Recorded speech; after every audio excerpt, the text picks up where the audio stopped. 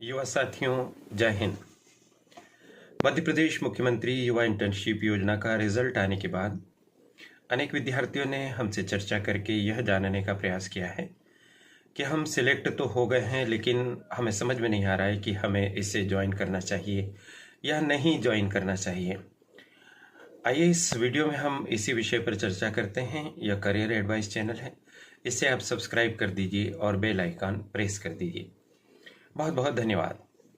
साथियों, आप ज्वाइन करने के पहले सुविचारित ढंग से निर्णय ले लें कि आपको 6 माह इंटर्नशिप करना चाहिए या नहीं करना चाहिए, क्योंकि एक बार ज्वाइन करने के पश्चात अगर आप कुछ समय इंटर्नशिप करके छोड़ देते हैं तो भविष्य का आपका दावा समाप्त हो जाएगा और साथ ही साथ में आप एक अन्य विद्यार्थी के अधिकार को भी समाप्त करेंगे। इसलिए अच्छी तरह से सोच लीजिए कि आप 6 माह तक कंटिन्यू इस काम को संपन्न कर सकेंगे तो ही इसे कीजिए। अब आपकी आशंकाएं और प्रश्न क्या है? जैसे पहली बात तो यही है कि यह 6 माह के लिए है, क्या बाद में भी हमें कंटिन्यू करेंगे? यदि हमें बाद में कंटिन्यू करें तो हम ज्वाइन करें, ऐसा आपका प्रश्न है। तो बहुत स्पष्टता से समझ लीजिए कि मुख्यमंत्री जनसेवा मित्र बनने का अवसर आपको केवल एक ही बार मिलेगा।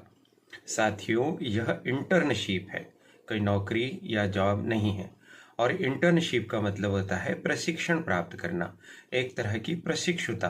तो प्रशिक्षण तो एक ही बार प्राप्त होता है ना जीवन में, एक विषय का प्रशिक्षण। तो चूंकि आप योजनाओं के क्रियान्वयन की प्रक्रिया, व्यवस्था आदि एक बार में सीख जाएंगे, उसका प्रशिक्षण आपका पूरा हो जाएगा, इसलिए आपको दोबारा अवसर नहीं मिलेगा। क्या दोबारा फिर से इंटर्न्स नहीं बनाए जाएंगे? मुख्यमंत्री जनसेवा मित्र नहीं बनाए जाएंगे? बिल्कुल बनाए जाएंगे, जो अभी तक की हमारे पास सूचना है। 6 माह के पश्चात फिर से सरकार के द्वारा सूचना जारी की जाएगी। 6 माह के बाद फिर से आवेदन मंगवाए जाएंगे, फिर से लिखित परीक्षा, इंटरव्यू की प्रक्रिया होगी और उसके लिए नए आवेदक आवेदन करेंगे। जो एक बार चयनित हो गए, ज्वाइन कर लिया, उन्हें दूसरी बार इंटर्नशिप करने का अवसर नहीं मिलेगा और ना ही आवेदन करने का अवसर मिलेगा।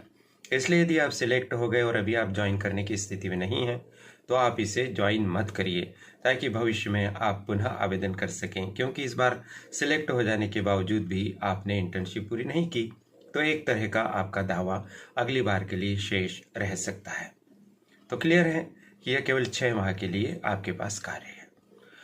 दूसरा एक प्रश्न यह पूछा जा रहा है कि हम प्रतियोगी परीक्षाओं की तैयारी कर रहे हैं, तो हमारी प्रतियोगी परीक्षाओं की तैयारी में एक गैप आ जाएगा, अंतराल आ जाएगा, तैयारी हमारी दुष्प्रभावित होगी, तो हम क्या करें? तो मेरा आपसे अनुरोध है कि आप वाकई में किसी प्रतियोगी परीक्षा के प्रति बहुत ज़्यादा ही गंभीर हैं और लंबे समय से आप तैयारी कर रहे हैं, आगामी दिनों में आपकी परीक्षा आने वाली है, तो फिर आप अपना ध्यान परीक्षा पर ही केंद्रित कीजिए, ताकि आप एक अच्छा परिणाम प्राप्त करके स्थायी करियर बना सकें।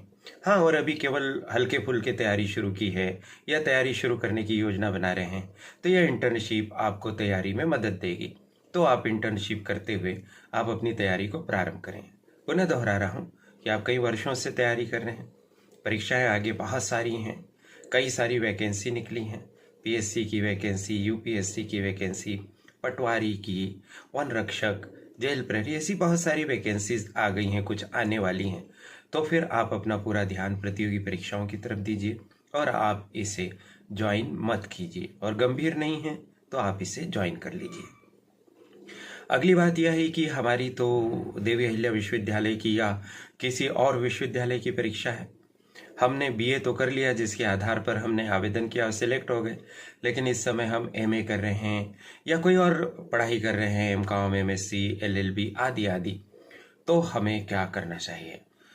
साथियों, इस बीच में आपकी परीक्षा आ सकती है और ऐसी स्थिति में क्या आपको लगता है, अगर आपको अपनी क्षमताओं पर यकीन है कि आप इंटर्नशिप के साथ ही साथ प्रतियोगी परीक्षाओं की तैयारी की बात तो मैंने कर ली, इंटर्नशिप के साथ ही साथ आप अपनी विश्वविद्यालय की परीक्षाओं की तैयारी कर पाएंगे, परीक्षा के साथ न्याय कर पाएंगे, तो आप दोनों चीज़ें साथ में जारी रखिए। अन्यथा दो नावों पर सवारी करना कई बार बहुत घातक सिद्ध होता है। यदि आप मेरिटियस स्टूडेंट हैं, अच्छे परसेंटेज आपके आते हैं, अच्छी मेहनत आप कर रहे हैं, उस पढ़ाई के आधार पर जीवन का कोई बड़ा लक्ष्य है, जैसे एमए, एमकॉम, एमएससी के आधार पर आप आगे पीएचडी आदि करना चाहते हैं, प्रोफेसर बनना चाहते हैं, तो पहले फिर पढ़ाई पर ध्यान दे लीजिए। कोई प्रोफेशनल कोर्स कर रहे हैं जिसमें आपको छुट्टियां नहीं मिलेगी, आपको प्रतिदिन अपनी शैक्षणिक संस्था में जाना ज़रूरी है, तो फिर आप दोनों में तालमेल नहीं मिला पाएंगे और ऐसी स्थिति में आपको एक ही तरफ ध्यान देना चाहिए। निर्भर करता है आपकी क्षमता पर, आपकी सामर्थ्य पर कि आप दोनों में किस तरह से तालमेल निभा पाएंगे। एक कमेंट ये भी आया है कि हम इस समय गेस्ट फैकल्टी के तौर पर स्कूल में काम कर रहे हैं, यद्यपि वह भी एक अस्थायी जॉब है और इंटर्नशिप भी एक अस्थायी व्यवस्था है, तो हम क्या करें? हम शिक्षक का काम जारी रखें या फिर हमें इंटर्नशिप ज्वाइन कर लेना चाहिए?